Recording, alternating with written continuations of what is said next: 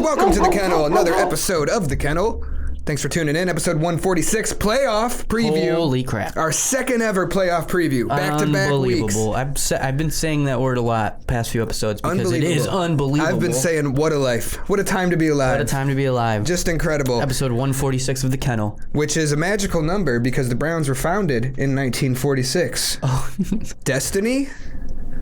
Not sure, and it's the 31. it's the 31-year anniversary of our last AFC Championship appearance.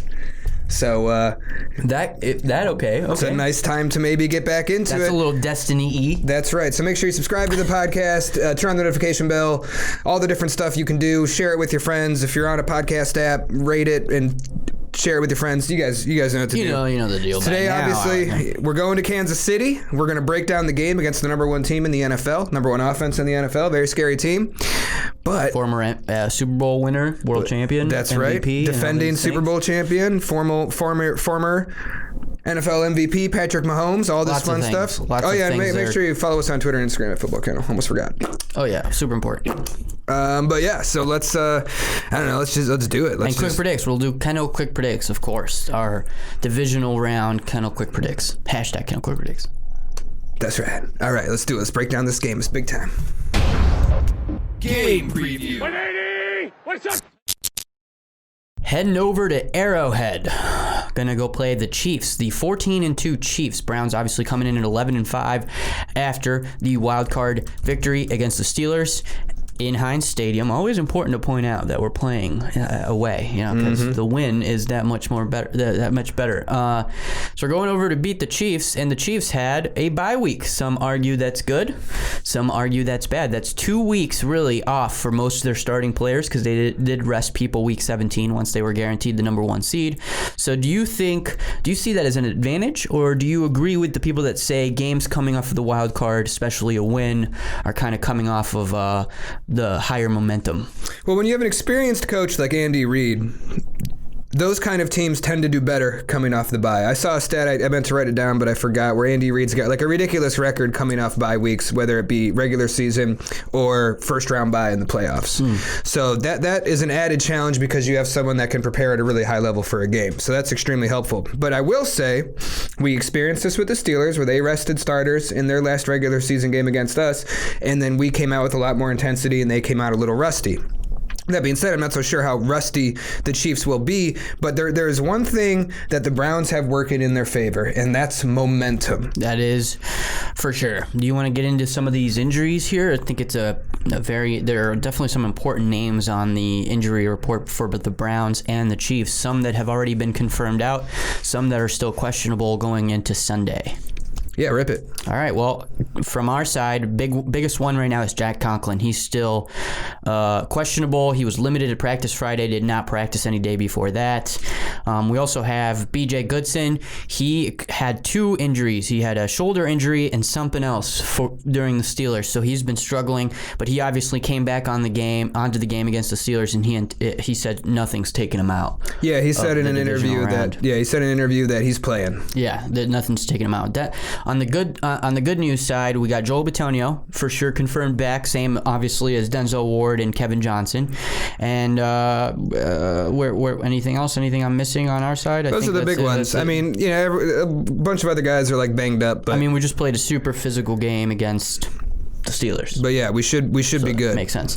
On the Kansas City side, they have a few names. Well, they have really one big name that is confirmed out, and that's their wide receiver. You say the name because I'm going to butcher it. Sammy Watkins? Yeah, I always say his last name all weird. I can't say it.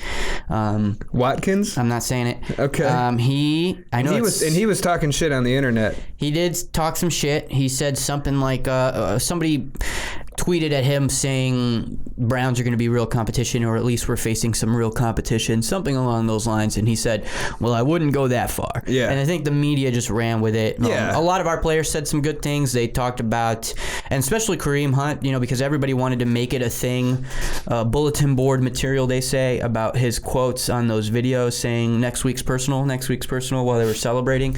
But then once he's being interviewed by the media, a lot more chill. a lot more, hey man, we're celebrating, but a lot of those guys are still like my brothers. I still talk to a few of those guys, but of course we're enemies this week. But of course that team, they gave me my first opportunity in the NFL. And then the same thing on the other end from the Kansas City Chiefs players, Travis Kelce, Patrick Mahomes.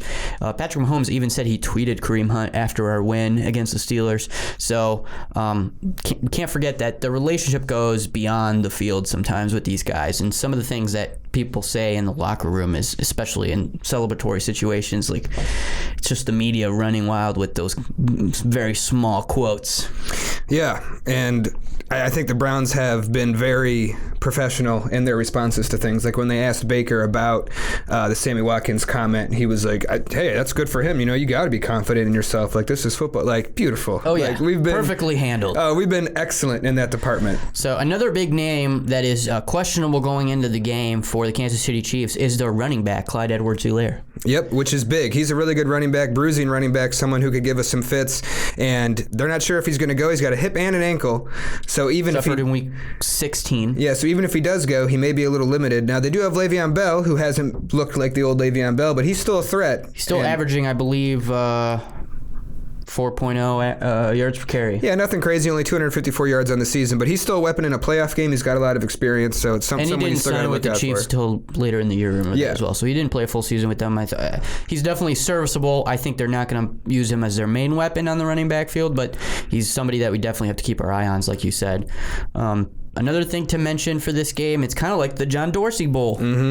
So because he obviously drafted Patrick Mahomes, Baker Mayfield, Nick Chubb, Kareem Hunt, Travis Kelce, Tyreek Hill, Denzel Ward, amongst others. Pretty much all the good. There's more in there. All the best players on each team, so you got to give him some credit for that. I mean, the man may not be the best at running a front office, but he can identify talent and certainly and get it. Yeah, which is nice. So thank you, John Dorsey, and thank you, Sashi Brown, for dying for our sins. That's right. Never forget. Never forget. Yeah. So that's right. Moment of silence? No. That's right. No, we're good. All right. We'll keep it going. Some interesting stats to look over for this game. So, I mean, I'm always extremely optimistic and feeling good. We even have some people in the national media that are feeling good about us. Some I think, like Skip Bayless picked us to win. Earlier in the like a few weeks ago, Stephen A. Smith had said that the Browns are like a really like a legit threat to the Chiefs, and you had a few other people that are kind of backing us. Obviously, the overwhelming consensus is towards Kansas City. Yeah, I think we're the underdog coming into the game. Yeah, we're 10-point Vegas. So. 10-point underdog, which is pretty significant. The over/under on this game is for the points is like 56.5, which I think I could see us both teams going over 30 in this game. So we'll see what happens with that. But we were talking before we started recording. A lot of the things that the Chiefs. How did we word it? A lot of the things that I said a lot of the things the Chiefs are bad at, we're best at. Yes. So let's get into that. What are those things? So we can start with the Chiefs on the defensive side and what they've been struggling at. They've allowed a touchdown on 77% of opponents' trips into the end zone, which makes them the worst in the league. Red zone. Into the red zone, which makes them the worst in the league in that metric. On the flip side, Baker Mayfield in our offense has successfully entered the red zone and had 21 touchdowns, 0 interceptions. Yep, and he only had, how many touchdowns did he have in the season? 26, so almost all of his touchdowns are coming in the red zone. Well, our gravy is in the red zone, really. That's where we score. And it makes sense. We're primarily a rushing team. We're a bruising team. We get them slow and steady, and then we burst in for a touchdown. Whether it's with the quick passes or the play action or the chunt or the chunt action. The chunt action. They have merged into one being. So we're great in the red zone. Their defense struggles in the red zone. If you flip it around on them offensively, they're really good at converting third downs. They convert almost 50% of the third down situations, makes them third best in the league. But oddly, they've only scored a touchdown 60% of the time. They reach the red zone, which actually is 16th in the league. So average. Pretty average. Where they score the most is really with big plays, right? 15 touchdowns of 20-plus yards makes them the first in the league in that metric. The Browns' defense, on the other side, the one thing we're good at is not allowing the 20-plus yards. We're 11th best against 20-plus yard completions. Especially later in the season. We've done a really good job at that bend but don't break mentality. Keeping everybody in front of you, not giving up the big play. If they have to march down the field, fine. they but tighten up in the red zone and get it done. Yeah. So this is going to be a game of offense. I mean, really what it comes down to is, can the Browns defense slow down the Chiefs enough to give the offense a chance? Now, I will say... Big one's going to be, too, can we stop them on third down? Yes, which sometimes we're good at, sometimes not so much. But what's interesting is it took our offense a little bit to get going this year. The Chiefs have obviously won the Super Bowl last year. They've been more consistent throughout the year. But if you look at 40-point games on the season, the Chiefs have one 40-point game. The Browns have 4 40-point games. I love how you said that. 4, including the playoffs, so including... what happened last week, we've done this against pretty good defenses. We put up over 40 on the Ravens, put up over 40 on the Titans, put up over 40 on the Steelers in the playoffs, and then earlier in the year against the Cowboys, which they have a bad defense, but still, this we haven't been doing this against. Yeah, and I'm tired of those. I'm kind of tired of that too, because if we beat the Chiefs this week, what people are going to say they're going to be saying the Browns beat the Chiefs because the Browns are good at what the Chiefs are bad at. And that's how they're going to give us the credit, which is like, duh, of course that's why we win. Yeah, you're better than the other team, right? Yeah.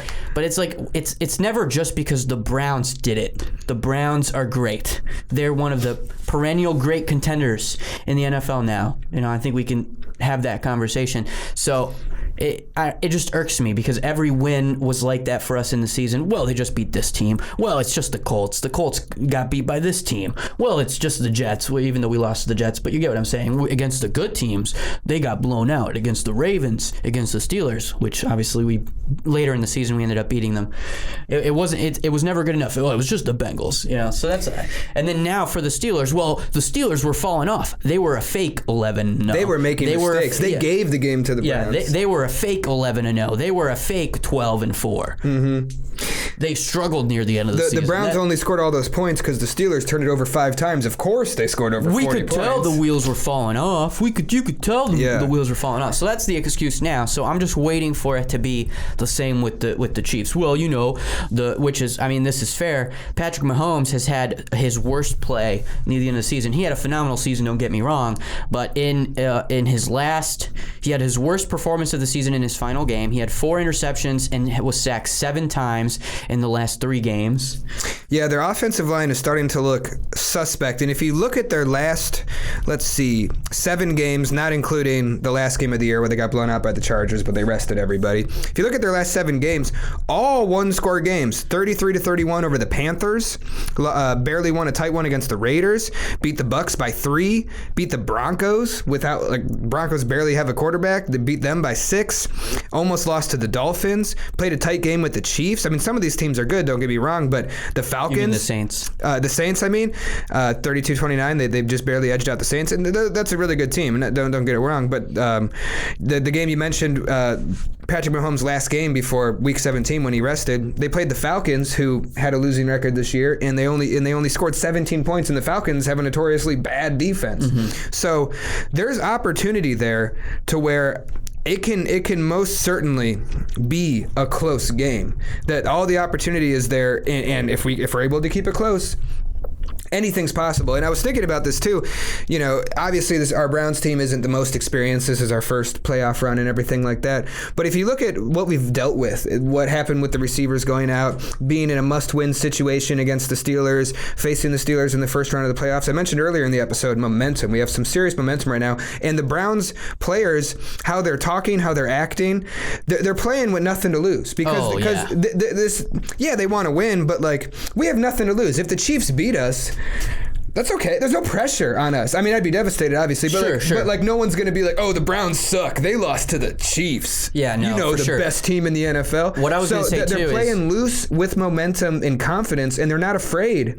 And when you're not afraid to make mistakes, when you're comfortable and you're not stressed, that's when really, really good things can happen. The team's personality has kind of taken after Baker's, because that's what Baker does, right? Baker loves to be the underdog. Mm-hmm. And they have riled up behind him against this idea that it's Cleveland against the world, right? Yep. That everybody's counting us out. That we're the only ones that believe in us. Browns is the Browns. That's what they keep saying over and over again. We're the only ones that believe in us. Mm-hmm. And they love that. And where does that mentality come from? Their quarterback, the leader in that locker room. And obviously some of that has to do with the chemistry with him and the coach, Kevin Stefanski, obviously Jarvis Landry. Yep. We all remember his speech from Hard Knocks. Nick Chubb and his demeanor. And even Kareem Hunt, with them being basically like a polar opposites of each other, but kind of complementary. It's like how Kareem Hunt runs, like that. All those little things. Wyatt Teller, did you see the mic'd up where Wyatt Teller's on the sideline after like our third touchdown? The Browns is the Browns, like yelling, dude. Like, the Browns are just the Browns. Yeah, dude. He was getting fired up. It was epic. Thinking about Nick Chubb's press conference, I think today or yesterday, he talked about Kareem Hunt has been talking about this game like he knew it was going to happen. Mm-hmm. Like he said, week 1 in the season, Kareem Hunt was talking about this game like he knew it was going to happen. That's right. And now it's happening. So just seeing that from the players in that locker room fires me up. Oh, dude, they're excellent. And I would argue that there's way more pressure on the Chiefs in this game than there is on the Cleveland Browns. Just like last week against the Steelers. You mentioned Patrick Mahomes struggling in the last game of the season. They played all these close games, didn't look as in sync as usual. Mm-hmm. Rest their starters last week of the season. They played the Super Bowl last year. They rest their starters, last game of the season. They have the playoff bye. So their starters are going over 2 weeks without any action, and they're supposed to be the best team in the NFL, and the Browns aren't even supposed to be here, and we're coming into their house. The Chiefs can't lose to us. They can't, and we have a defense that takes advantage of mistakes. And I do want to talk about this really briefly. I was thinking, how can this Browns defense limit the Chiefs? Basically, against the Steelers, we played a lot of those like 5-man blitz and then like shallow zone concept, like 5 people keeping everything in front of them, and then the 2 high safeties or whatever, and just doing it that way. But that's because we didn't have Denzel Ward and Kevin Johnson. I'm fairly convinced that Denzel Ward can match up with Tyreek Hill very legitimately. I think if there's a corner in the NFL that can match up with Tyreek Hill, it's Denzel Ward. Tyreek Hill is extremely fast and shifty and a huge pain in the ass. That's where Denzel Ward excels, is fast guys who aren't physical on the line and whatever. So I think Denzel, I'm not saying Denzel's going to shut out Tyreek Hill. Tyreek Hill's going to still have his moments. So my thinking is this. I'm gonna at least try this and see how it goes. If I'm the defensive coordinator, if I'm the Browns, I'm gonna put Denzel Ward in man on Tyreek Hill, and I'm gonna have a safety over the top just in case. But the safety is just gonna play deep, and I'm gonna have Denzel Ward press coverage on Tyreek Hill, and I'm gonna be extremely physical with him on the line, because Denzel Ward is a physical corner. He's just a little undersized, but he is very physical. Tyreek Hill's a smaller receiver, so Denzel Ward to have the opportunity to really get physical with him, and then he has the speed and agility to keep up with him. So I'm pressing Denzel Ward on Tyreek Hill early enough that I'm hitting him in the mouth. I have a safety over top just in case if Tyreek Hill is able to get around him. Don't forget Tyreek Hill was a little bit banged up week 17 as well. Even better. So I'm doing that. And then the whole Travis Kelce situation. Travis Kelce is second in the NFL in receiving yards as a tight end. Broke the record for receiving yards for a tight end. So with him, I'm just double teaming him straight up. I'm putting a linebacker and a safety on him, period. Every play, I don't care. That's what's going down. Sure. And now other than that, Patrick Mahomes is the best quarterback in the NFL against the blitz. His numbers against the blitz are disgusting. Like, he is the best in the NFL by a mile. We don't really blitz that much. We have Myles Garrett. So if I'm only blitzing 3 to 5 people tops, period. I would want to do what we did against the Steelers late in the game, where we had 3 defensive linemen on one side and then Myles Garrett alone on the other. And that's how I'm going to try to come after Patrick Mahomes. And then everyone else I'm putting in coverage. I got Denzel Ward singled up in press on Tyreek Hill with a safety over the top. I got a linebacker and a safety on Travis Kelce, period, all the time. And then the rest of the defense, you can do combinations of zone and man and like whatever. But that's how I'm addressing those 2 guys. It's the Bill Belichick method, where you take away their 2 main guys. They don't have Sammy Watkins. So if their receiver like Hardman or whatever, if he has a big game, fine. For sure. I mean, the one thing I will say is they have 5 receivers with over 400 yards. So it definitely makes sense to take out their top 2 weapons. But Patrick Mahomes is a guy that can distribute the ball effectively. I think the biggest key for us is to stop the big plays, which we're good at, and really cramp down on the red zone don't allow red zone scores, if we get beat over the top a few times, and then on the offensive side, we just need to outscore them. We have potentially, I mean, just in the last few weeks of the NFL season, two of the most explosive offenses here between the Browns and the Chiefs. We're bound to see a crazy scoring game, high-scoring game all over the place. I want to make one more final point about my defensive game plan, super brief. I'm not playing the run at all. I don't care. Andy Reid and Patrick Mahomes, they'll run at some, and maybe they have some success, but they can't help themselves. They pass like crazy. I'm not playing the run. I'm not even fucking... If they play action, I don't care. I'm not reacting to that. I don't care. That's we are, again, like I said, one of the best defenses against the play action. I believe third. Is that what I said? Yeah, something like that. Doing pretty third well. Best defense against the play action. Which is wonderful. So I'm not reacting to play action. If they want to... If they get, if they're running for 5-6 yards of play, go ahead, keep running. I don't care. Take your time. I'm glad you're not our defensive coordinator. Our offense is going to be explosive. Although our defense isn't even that great, so maybe you do a better job. Maybe your game plan is better. I don't know. It's worth a shot. I mean, you can make adjustments, but I would come out with that mindset, and if it's the Chiefs, so if they're fucking torching us, then fine, we can readjust. But like I said, if it's Hardman or Robinson, their other two receivers. Yeah, you're not saying anything crazy. Yeah. Press cover. Of course, we're going to. Money Mitchell's capable. Kevin Johnson's capable. These are good. The thing that people forget is the Steelers threw all over us last week, 500 yards. Yeah, because A, we were playing prevent defense. B, we were missing our two top corners. Technically three. Three top secondary players. Yeah, we're missing two top corners that are both back this week. Literally, one of the best players on our team is back, and then Kevin Johnson, one of our top corners, probably our second best corner, and Ronnie Harrison was limited last week. He's supposed to be full go this week. So this is a whole different... Remember we talked about we haven't seen Ronnie Harrison, Denzel Ward, and Myles Garrett on the field together since week 10. So our three best defensive players. Well, they're going to be on the field the whole fucking game. Sure, it makes a difference. I'm not disagreeing. I'm not saying we're going to shut down the Chiefs or nothing like that, but if we can get the Chiefs to punt a couple times... Very passionate about this. If we can get the Chiefs to punt a couple times, just 2 times, and if we can get 1 or 2 turnovers, we have all the opportunity, and they score on the rest. We have all the opportunity in the world to win the game. Oh yeah, I agree. I've already, I was fully expecting to come into this game predicting a loss, just more so because of what's the word when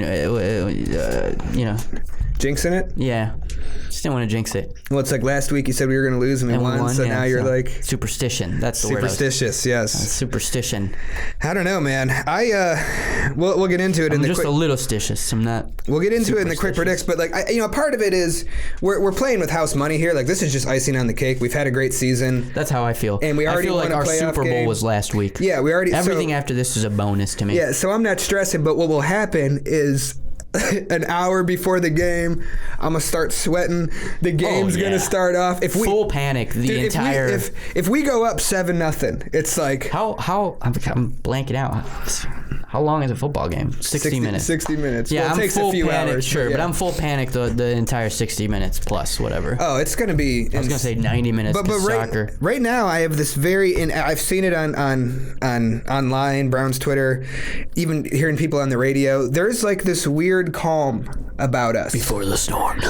Where we're I don't know. Everyone's got this quiet confidence. Sure. But also, I think part of it because we won against the Steelers. Yeah. Man, we're 12-5. You ever this watched year. the movie or read the book Holes? Yeah. I read the book in school. Yeah. Yeah, it's like somebody carried the old lady up the hill to break the curse. That's beating this. That's what we did by knocking the Steelers out of the playoffs. So at this point, no one's thinking, well, the Browns will just blow a lead against the Chiefs if we have one, or the Browns are just a for sure loss. In Cleveland, all-time confidence. The season is a success. Yeah. I'm not saying people don't want to win the Super Bowl. Of course, every Cleveland Browns fan wants to get to the Super Bowl, and no one's rooting against us getting there. But I'm just saying, at this point, everybody pretty much feels this is a bonus game. That's that we're free not money. The Browns aren't supposed. They weren't supposed to be here. Basically, no one. It's like someone last week was like, "Hey, here's $1 million." And you're like, whoa, thanks. And they're like, I might give you more later. And you're like, whatever, dude. You already gave me $1 million. You gave me $1 million. Yeah, exactly. I guess, let me know. Yeah. I mean, if you got more. I'd be down to take more, but I have $1 million. I don't even know what to do with this. Yeah. So that's kind of what it feels like. Pretty good analogy. But. Is that an analogy? Metaphor, analogy, whatever. Whatever, yeah. one of those. But someone let me know on Twitter. But yeah, it's just zero pressure. We're going against the defending Super Bowl champions, the best team in the NFL, quote unquote. And we're like LeBron always says, I'm not even supposed to be here. Like we have done already so many incredible things, but you got to think if we were able to play like that against the Steelers, who have a significantly better defense than the Chiefs. We've been talking about the Chiefs' offense and our defense. We'll switch gears really quick, at least briefly, for our offense and their defense. If our offense was able to play like that, I know we were aided by the 5 turnovers in short field position and things of that nature, but our offense was extremely efficient. We didn't give up a sack. We were able to move the ball on the ground and through the air, had good balance, all that different stuff. That was without Joel Bitonio having to use 2 different left guards in that game. One had never played in the NFL again before. Losing our all-pro, first-team all-pro right tackle, all those different factors, and yet we were the first team that Steelers did not get a sack on in over 4 years, 73-plus games, and we were able to run the ball on the ground and protect Baker, and Baker played excellently. Oh, yeah. So you got to think, and that was without our head coach and without any practice. We've been practicing all week. We have our head coach back, our offensive line coach back. I mean, everybody's back. Logic would dictate that this offense should be insane. Has a chance to be explosive for sure. If we could do it last week, got to be insane this week. So I'm not. To be fair, just to kind of play devil's advocate, the Steelers were missing a lot of pieces. Sure. And our strategy from that point was basically stop J.J. Watt. Anybody else that gets to us, T.J. Watt, or T.J. Watt, one of the Watt brothers. Yeah. Well, they have 2 on their team. They got the fullback too. The fullback, Derek. Yep. Hey, look at us, football guys. From the Chargers. Nice, okay. Played for the Chargers. Good job. Look at us. Thanks. Football guys. It sounds convincing. Could have messed it up. Yeah, maybe. Sounds right to me. I feel good about it. But still, that defense, even without Joe Hayden and whatever pieces they were missing, that defense, and I know they had some guys some linebackers they lost for the season, like Tremaine Edmonds and Bush and those guys, Devin Bush. But still, that's a great defense, and we made them look silly. And our defense was extremely opportunistic. And Myles Garrett said he's due. He hasn't had a big game in a while. Yeah, he said that last week too, so I'd like to see him perform. Yeah, and I think he performed last week. He was instrumental in the victory, but he had double teams and triple teams the whole time. Yeah, and also the defensive line was instructed to just get their hands up because they knew Big Ben is just quick passing game. So that was the focus for sure. Yeah, we weren't like really blitzing Big Ben. We were just like pressure, hands up, and that was kind of the whole game. On almost every play. Against Patrick Mahomes, it's a little different. He likes to extend the plays. Myles Garrett is very fast. Yeah, and so keep him in the pocket and then crumble it around him. That's really if he wants to escape, chase him down. So that's you want to shift gears here? I know I went back to the Chiefs offense, but I'm very confident about our offense in this game. I think last week we saw Austin Hooper play really well. We saw played a big role. He did have the drops, but he was targeted a lot and he was very effective. Jarvis Landry is a dog. Rashard Higgins is a dog. Peoples-Jones doesn't look like a rookie out there. No. We have the weapons. We have Chunt. Njoku's continuing to block at a high level and be an option. Apparently, we found out last week. Yeah, he's one of the best blocking tight ends in football. Incredible. On this team, apparently. That's what we need. Yeah. All the downfield blocking we have. So all of that is this offense is clicking on all cylinders. I'm sure he's glad he didn't pursue the trade after all, huh? Oh, dude, this offense is clicking on all cylinders. This is a game where, I miss OBJ. He would be sick if we had OBJ and he was clicking in this offense. I'd be ridiculous. But that being said, this offense is clicking. I really didn't have anything to say about it. I'm very, very confident in our offense for the first time in my whole fucking life. Yeah. I'm confident in the Browns offense. I mean, we play the play action a lot. We have 119 play action attempts on the season, puts us at 7th. So that's kind of like obviously our strong suit behind this very strong rushing attack. And we know Baker Mayfield likes to roll out, and he's great at extending plays that way and extremely accurate when he's in those positions. We know the kind of season he had and the kind of game that he had. Extremely effective, consistent, accurate against the Steelers. No picks. I mean, just seemed like every time he threw the ball, it had the perfect zip on it. You know what I'm saying? It was just sexy, and just sliced through the air. The zoom in on the footwork has really changed his foot. I really think that his biggest knock coming into the season, I think, was his footwork. How long he took coming out of that snap and before throwing the ball. And I think obviously that's his biggest improvement this season so far, and everything that they've asked him to change with his mechanics.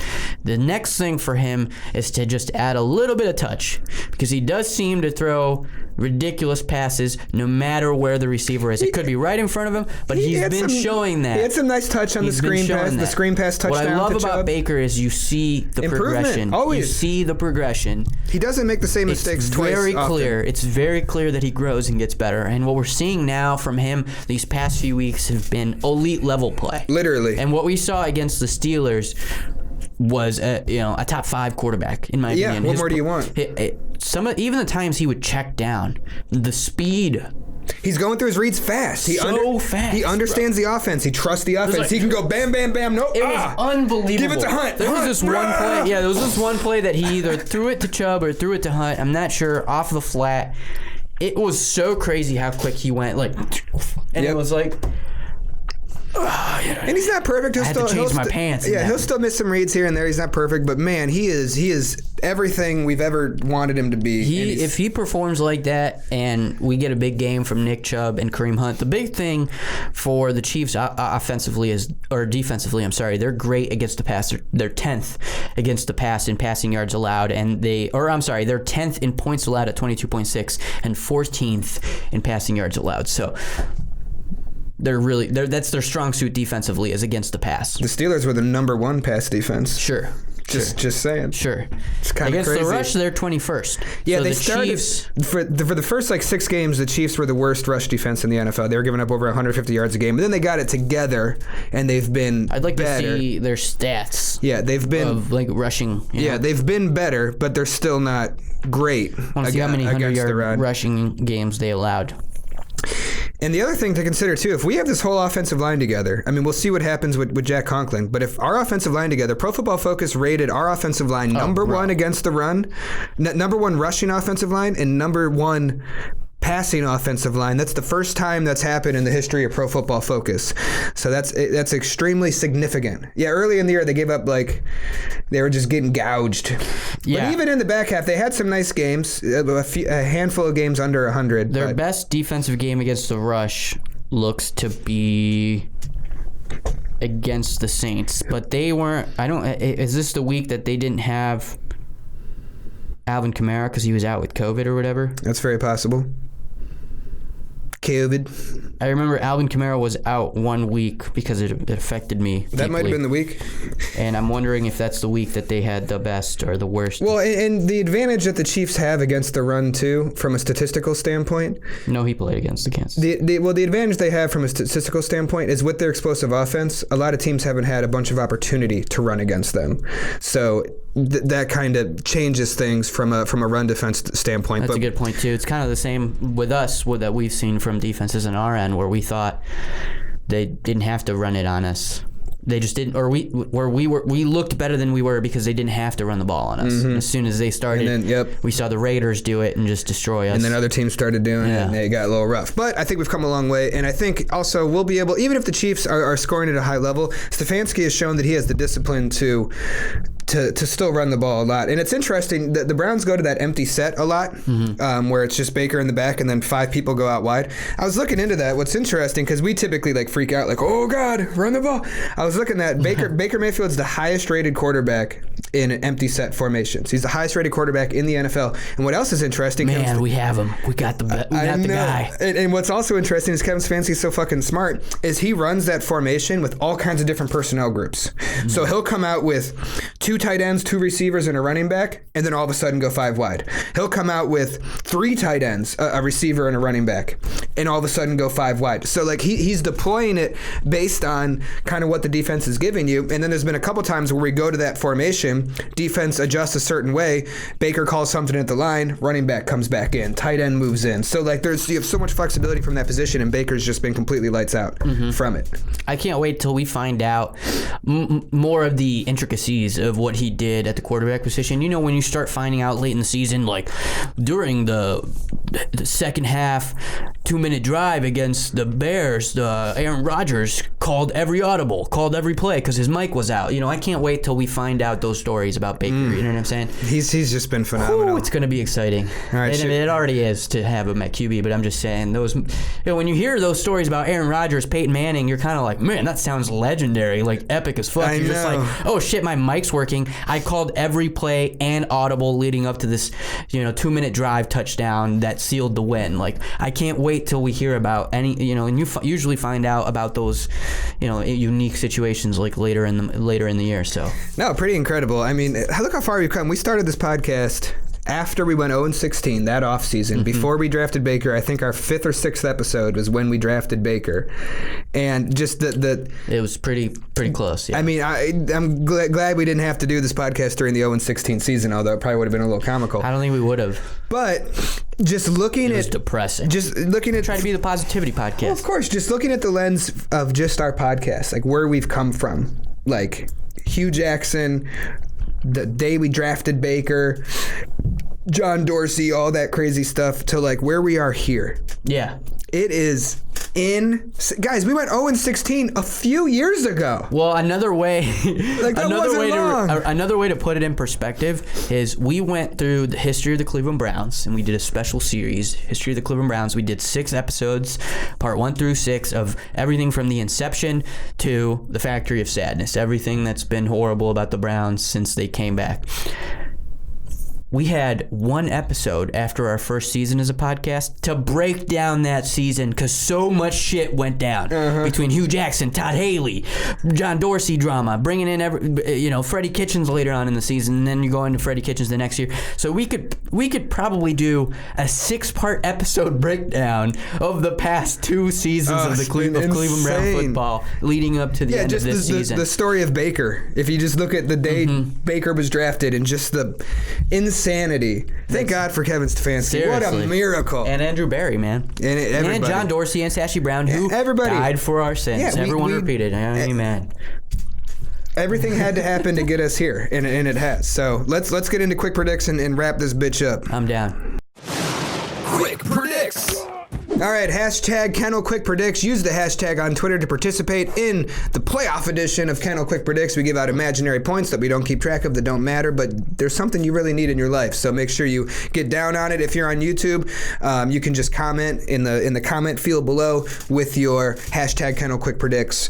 We'll put them in the description to make your life easy, and then on Twitter they'll be underneath the episode. So without further ado, let's do the first one that we always got to do, and that is Myles Garrett sacks.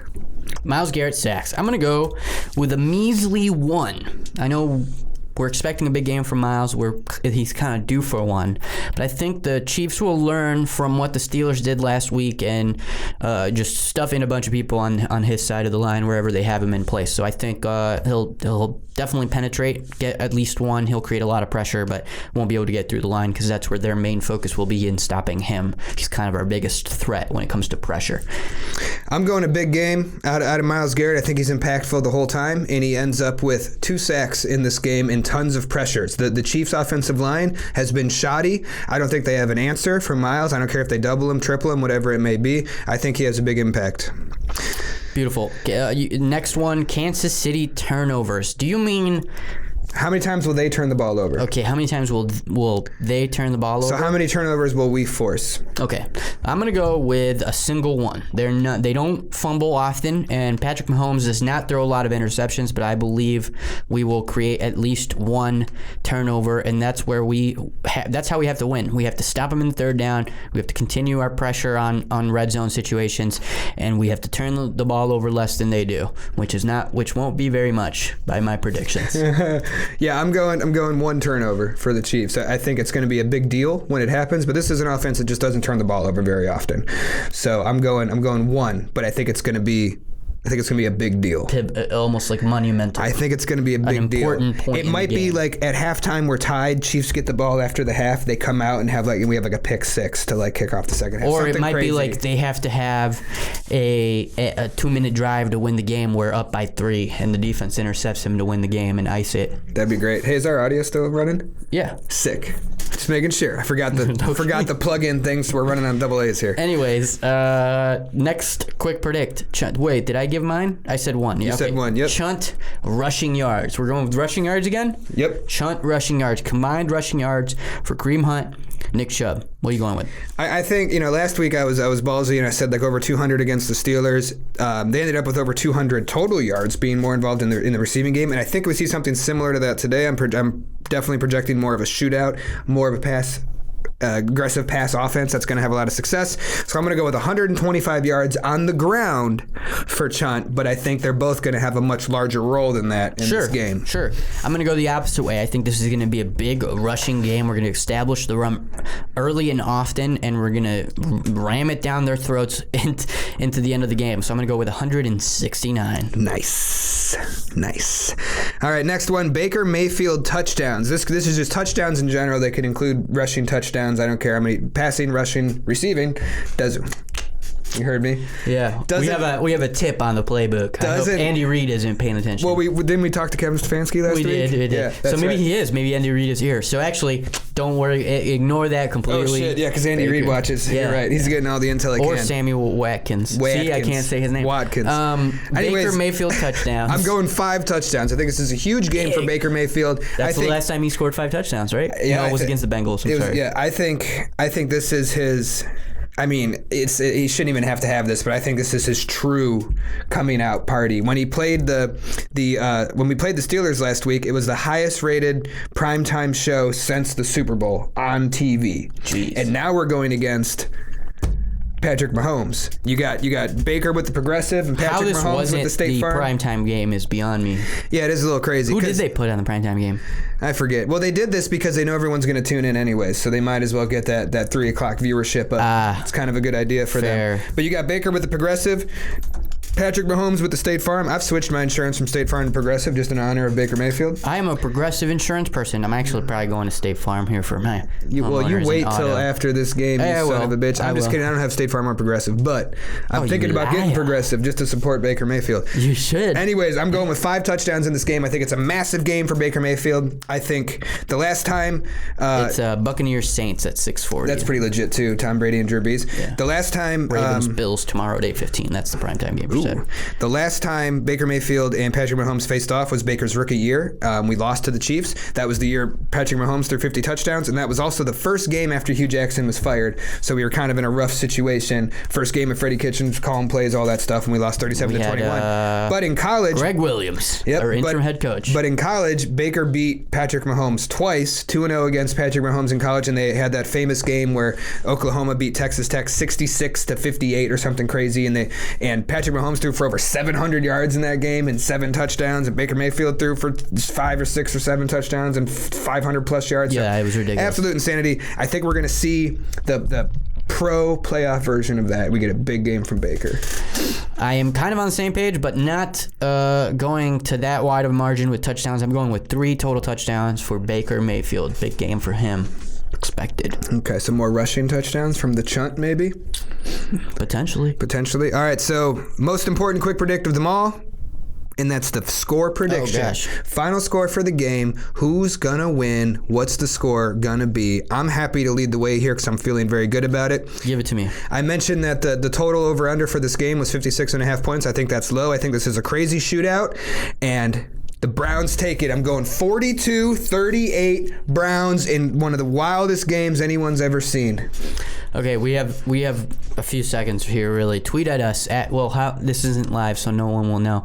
I was going to say tweet at us at Kennel Quick Predicts and tell me if I should stick to the superstition and we're not live, for them buddy. to lie. Yeah, you're going to have to just make a decision all on your own. No! Yeah. I can't, because then it'll be on me. You need to follow your heart. The result will be on me. Follow your heart. Okay, I'll follow my heart. I believe, after doing my deep dive research when making our doc here, of what the Chiefs have to offer and what the Browns have to offer, that we are legitimately built to beat this team. Mm-hmm. I was, like I said, half superstitious just coming in here about to predict the loss, and half of me really thought, hey, we're the underdog, we're not even supposed to be here, I'm going to predict the loss, we're going to lose, just like I did against the Steelers. But now, I've flip-flopped on my position. I flip-flopped on my position. I'm going to go with the Browns. 38 to the Chiefs 35, and I'm actually going to say that we're going to win on a 2-minute drive from the Chiefs, and the Browns intercept the ball to ice the game. 38-35. That's my prediction right now. You've heard it here first. That would be insane. I feel great about it. I'm so excited for this game. I'm not afraid to lose. It'll hurt, but I feel really good about winning. Feel the same way. I really just want to keep the season going. It's been so much fun with all the bullshit out in the world. To have the Browns do what they're doing is just incredible. I'm not ready for the offseason. I'm spoiled now. So I really just want to keep it going, and I couldn't imagine the Browns going to the AFC what Championship. a difference, man. But I'll say, no you matter... mentioned the offseason. It's like, man, we're not looking for a coach right now. Yeah, but I'll tell you what, if you're watching this on Saturday or you're watching this Sunday before the game, just enjoy this. Podcast will be out tonight. Just video probably out tomorrow morning. Feel this moment. Just feel it. Take a moment really quick to just appreciate the Kennel meditation. Just appreciate. Take a deep breath. Breathe in deeply. Let go of all your sorrow. And breathe out. And appreciate that the Cleveland Football Browns have won 12 games this season, including beating the Pittsburgh Steelers in Pittsburgh. Deep breath. Destroying them. And now we face the defending Super Bowl champions with an opportunity. Cleveland Browns. To be legends. The Kennel ASMR. But seriously, appreciate it. It's beautiful. We got to get out of here. We're completely out of control. Browns, they're going to win, man. I'm fired up as shit. I'm so ready for it. We broke something because we got too excited, and now I hear fuzzies. Okay, well, we'll fix that later. We'll see you guys after the game. Go Browns. Go Browns.